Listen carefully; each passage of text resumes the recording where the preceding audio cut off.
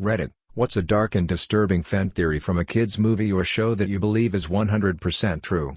NSFW. Peter Pan kills the Lost Boys when they become adults. The pirates are lost boys who ran away and formed a conclave to protect themselves from Peter. The book technically says that when lost boys grow up, Peter thins them out, which could be killing or could be kicking them out of Neverland. But if he kicks them out, where do the pirates come from? The Teletubbies are human scientists on a terraforming mission in the far future. They crash-landed while still in hypersleep, trapped inside their bio-encounter suits, their minds reduced to those of children. The world they live in is the result of the attempts of the ship AI, Sunbaby, to simultaneously complete the mission and rehabilitate the crew. My theory is they are a religious cult that worships the Sunbaby, and they have to do things to make the Sunbaby happy or else it will kill them all. They do it every day, hoping that each day isn't their last. Prior to the events of Lion King 2, Simba and Nala had another child. This is the cub scene at the end of the first movie. However, that cub was murdered by Zero, resulting in the banishment of the outsiders. Hence why Zazu refers to them as murderous outsiders and why Simba is so overprotective of Kiara. Also, while not in itself evidence, the movie does make a quick reference to Copa from the Lion King books. At the start of the song We Are One, Simba pushes Kiara off a rock and her tail lands on her head. The way the tail floof is positioned makes it look like she has the same mane as Copa did in the book, so even if this theory may not have been intentionally part of the story, it is possible Copa still served as a partial inspiration for some of the writers and animators. And yes, Copa survived in the books, but I prefer the idea of him dying or at the very least never returning.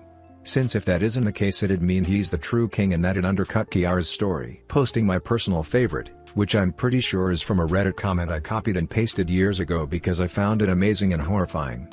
Here goes. My sister asked if the events of the Labyrinth are meant to be Sarah dreaming, or are they real?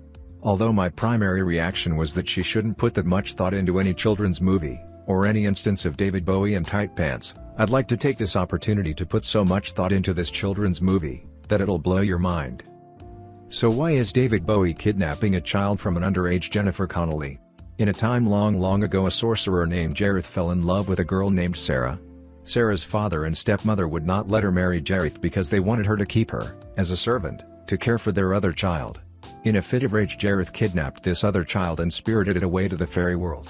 In this new world, Jareth built a palace for his Sarah. He turned the spoiled child into a goblin, and kept it to be a servant. Many stories of the fairy world tell us that time moves differently there than in our world, Rip Van Winkle for one. In the time it took for Jareth to build his kingdom, which he may have thought was little more than a few years, Sarah grew old and died. Overcome by grief and addled by a lifetime spent in a strange world filled with monsters, Jareth goes mad. He refuses to believe that he has lost his love. He searches the mortal world from his castle, looking for her. Sarah is a Hebrew name. So, it is common, and has been in use for thousands and thousands of years. It does not take long, for him, to find a dark-haired girl named Sarah, who is a younger sibling, and who feels that she is treated unfairly by her stepmother. In a fit of rage, he kidnaps this other child and spirits it away to the fairy world. Perhaps this new Sarah dies in the quest to find the child, perhaps she wins her sibling back and flees. Jareth searches the mortal world from his castle, looking for her. It does not take long to find a dark-haired girl named Sarah. This is how Jareth becomes the Goblin King. Every goblin in the Goblin City is a child Jareth has stolen, who was not recovered by a Sarah. He told the current Sarah that Toby would become a goblin if she did not find him in time. This is why he builds the maze, the magic bog, the junkyard of useless treasures, all tricks to slow Sarah down. Because if he can only have his Sarah for the time it takes for her to regain the stolen child, he will make it take as long as possible, keep her as long as possible. This is why there exists in our world a book containing the story. Because it has happened before. So many times. At some point some lucky Sarah must have returned to our world to tell the story. This is why when the most recent Sarah first meets Hoggle at the start of the Labyrinth, and introduces herself, "I'm Sarah," Hoggle responds, "That's what I figured." Because of course she's Sarah. The entire Harry Potter wizard school is a hallucination caused by carbon monoxide from the furnace leaking into the cupboard under the stairs. He's actually slowly dying for 8 movies.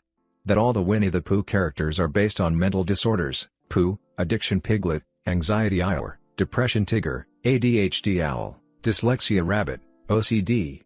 Had a theory once where they were all Great War veterans, and Piglet and Rabbit were shell-shocked. Tigger enjoyed the war a little too much, And Al was some officer behind the lines sending people to die. Less of a fan theory and more of a statistical fact in the Toy Story universe.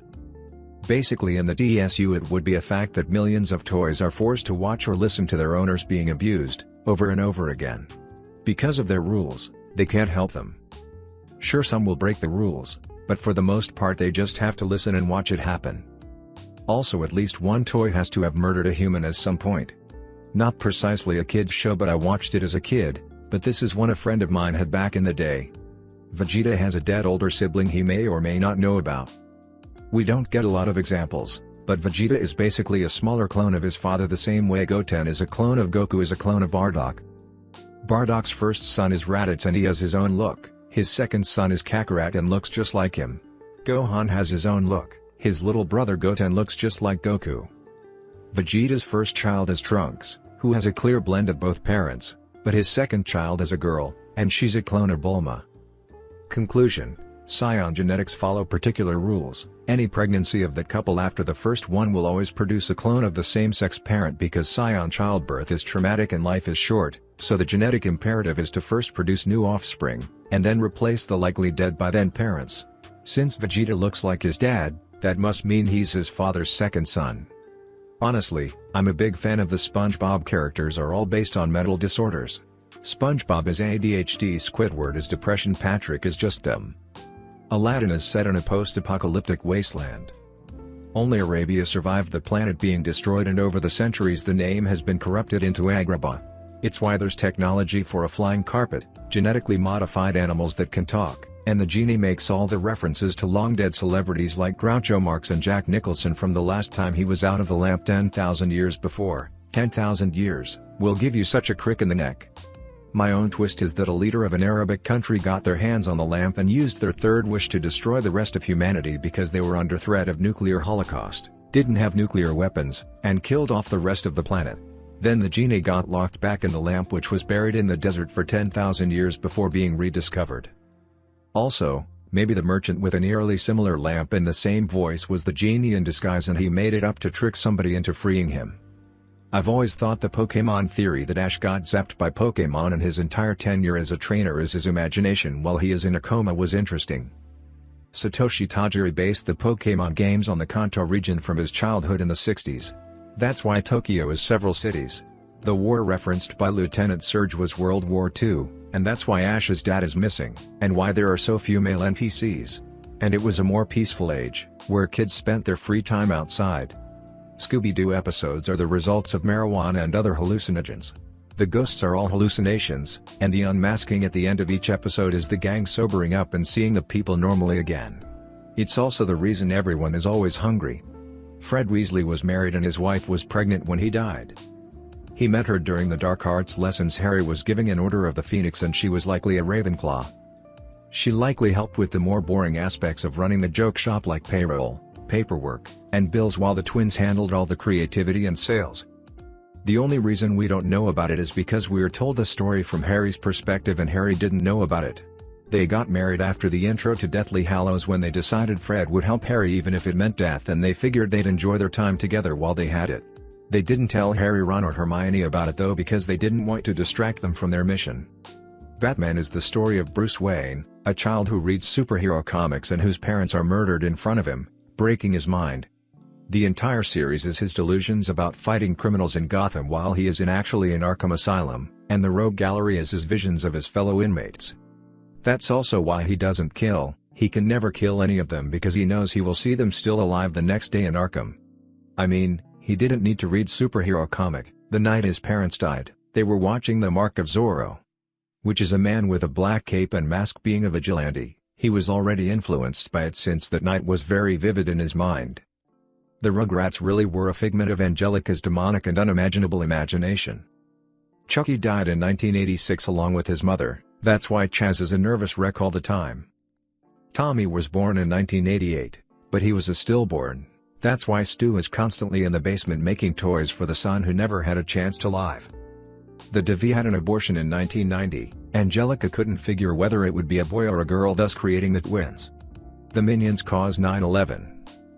It's mentioned the Minions went into hibernation during a lot of the war times, but came out around the late 60s sometime after the civil rights movement. It is heavily stated that the minions are attracted to the most evil person out there, which happens to be Gru. Which also heavily implies that 1. Gru was behind 9/11 in that universe. Or 2. Gru is worse than the people behind the 9/11 attacks.